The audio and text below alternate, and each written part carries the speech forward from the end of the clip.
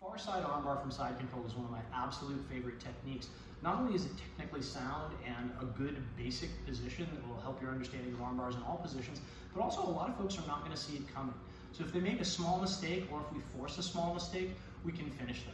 So if Jesse's head's here and feet is here in side control. Before we attack, we always want to clear our opponent's frames. We have plenty of videos on that. But my ideal head and arm control, side control position is going to be my knee up by his ear, shelving this arm, my hand under his head so I can drop some pressure, head and arm control. But I also want this arm on this side of my face. If this arm's on this side of my face, I can always attack the far side armbar as well as some other things. Basically, his arm position is going to determine the attacks that I use. If it's on this side, I can attack the far side armbar, I can attack the Kimura. If he brings it in front of my face, now I have other options where I can start to attack the Americana. But if you had me choose, I would have it on this side, because not only can I attack some of my best moves, he can't stop me from smashing him now, because he can't make a frame with this arm. So the most common question people ask is, where are my feet going to go on the far side armbar? I'm going to show you a couple different versions of it that are going to help understand that. First, I'm going to come and cup, and this is a move that works really well with gi and no gi. I won't be using gi grips at all during this technique. So my hand's going to come and grab his bicep right where it meets his elbow joint. Then, see when my elbow's in front of him? I'm going to roll my elbow toward his belly button while I step up with my rear leg. And as I step up with my rear leg, I'm going to pull him onto his side, posting my hand on the mat. So you see how my knee comes right to his belt line? That's where, and we'll talk about, he can set this up for us too. But I'll explain why I do it this way in a second. From here, I can mush his face or post on the mat. I want my knee, as I step over his head to pivot, my knee right into his armpit. I grab his pants and I sit back. If it were no gi, I could either go right to his arm or cup under his leg. From here, I pinch my knees together, pinch my heels. You notice that I let go of his wrist during the transition. That's partially because when we're drilling, we want to make sure we're under control and we're not just going to drop onto our opponent's arm. So, in order for the far side armbar to work, he has to be on his side. What's awesome about that is often Jesse's going to bridge and shrimp. See how he's on his side? Notice how I step up with this back leg? My instep wants to be right by his hip, and my knee wants to be right by his belt.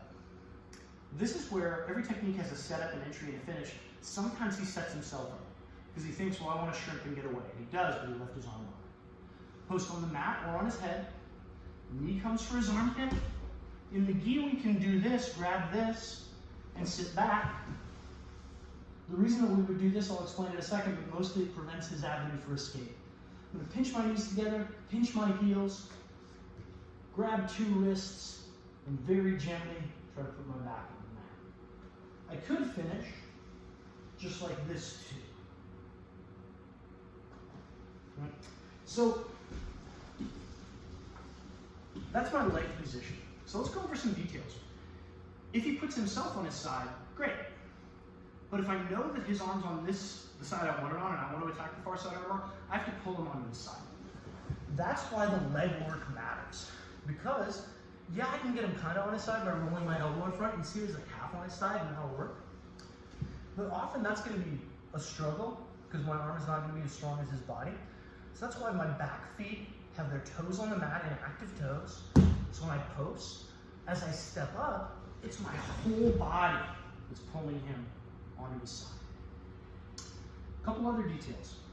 I can mush his face, or just post on the mat, I step over the head. I want to pinch my knees in tight, so less space, the less he's able to get away.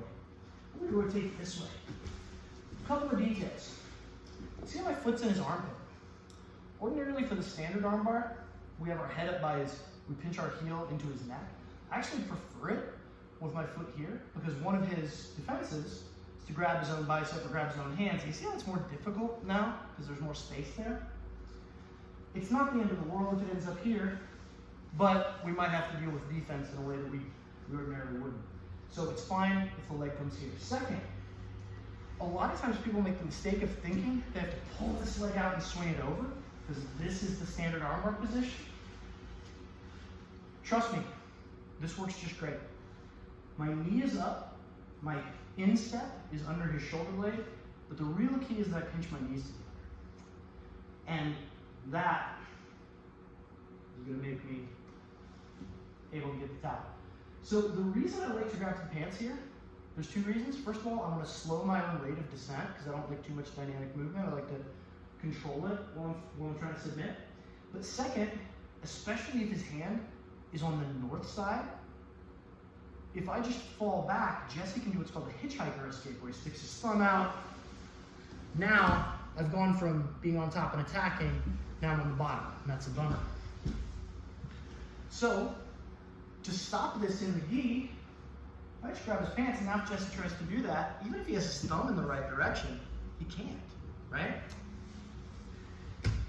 This is also another reason, like to prevent the hitchhiker escape. This wasn't a thing I wanted to do. Let's rotate this way.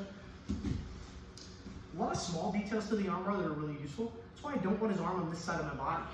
If I have his arm on this side of my body, even if I've got this position, and now if Jesse tries to hitchhike, he's gonna tap himself, right? Whereas from here, a lot easier for Jesse to get up and get on top. So, small detail. Let me show that one more time. Let's have your feet here and your head toward the wall, just so you can see this leg. So again, if his arm is on this side of my body, I can always go for the far side of my arm. If he gets on his side, sweet, I'm just gonna step up and I've got it, right? Knee up, foot right by his hip.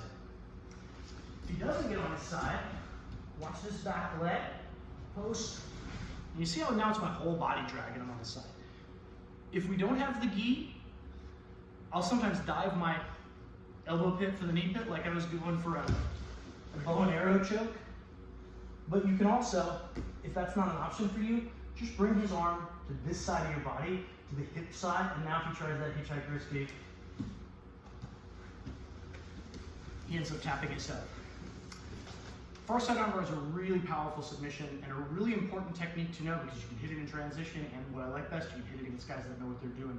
Nothing that's more fun than punishing people for doing the right thing, like getting on their side to escape side.